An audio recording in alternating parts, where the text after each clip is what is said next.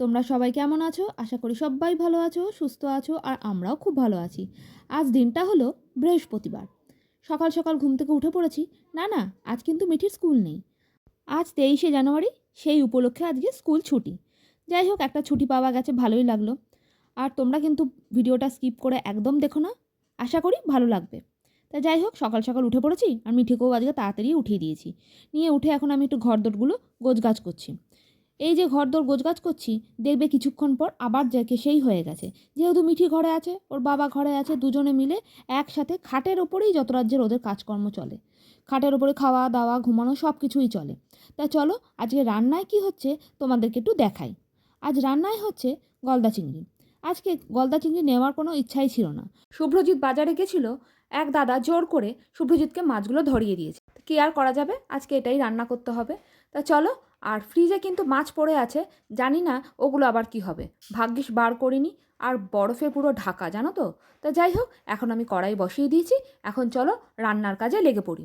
এই দেখো, রান্না করতে আমি শুরুও করে দিয়েছি। মশলায় দিয়েছি হলো দুটো ছোট ছোট পেঁয়াজ, দিয়েছি একটা গোটা টমেটো বড় সাইজে, আর দিয়েছি আদা, কাঁচা লঙ্কা, ব্যাস, আর কিছু দিইনি, আর জিরে বাটা।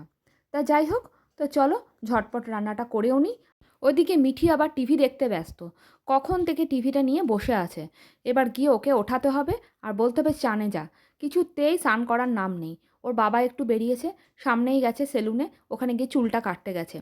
দুদিন পর আমাদের নেমন্তন্নই আছে। পাশে যে বিয়েবাড়িটা হচ্ছে, ওখানে রিসেপশনের দিনকা আমাদের নেমন্তন্ন। তা সেখানে যাওয়ার জন্য চুলটাকে একটুখানি কাটাতে গেল। তা চলো। আর আমার রান্নাটাও দেখো হয়ে এসছে।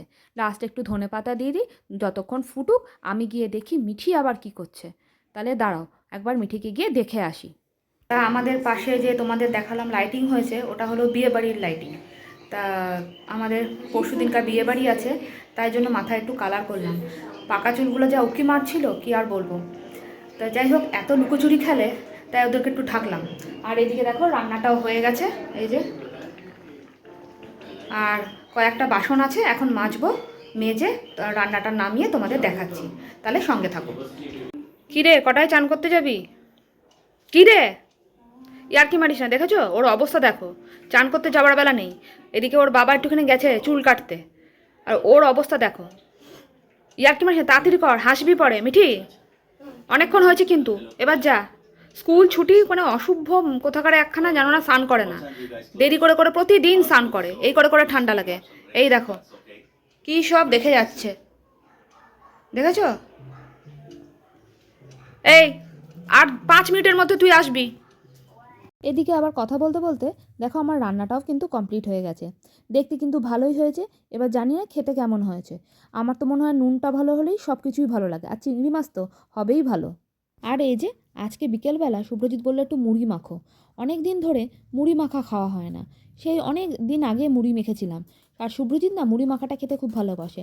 শুভ্রজিৎ কেন, আমিও খুব মুড়ি মাখা খেতে ভালোবাসি। পেঁয়াজ, টমেটো, গাজর, মটরশুঁটি সব কিছু দিয়ে একটা বেশ বড় করে মুড়ি মাখলে, আর সঙ্গে যদি চপ থাকে, আর তো কিছু লাগেই না। দেখছো, বেশ ভালো লাগছে, নিজেরই তো লোভ লাগছে। চলো এটাকে ভালো করে এবার মাখিয়ে নিই। নিয়ে এসে গিয়ে হলো অনেকগুলো চপ। কী কী চপ বলো তো? নিয়ে এসছে ক্যাপসিকামের চপ, ভেজিটেবিল চপ, ফুলকপির চপ, আর ফুলকপির বড়া। আর নিয়ে এসে হলে গিয়ে আলুর চপ। ভাবলাম আলুর চপটাকে মাখি, কিন্তু না, মাখবো না, না মেখেই দিয়ে দিচ্ছি। তা চলো, শুভ্রজিৎকে এবার গিয়ে দিই। আর মিঠি মুড়ি খাবে নাকি জানি না, ও আবার খুব প্যাকনা করে মুড়ি খেতে।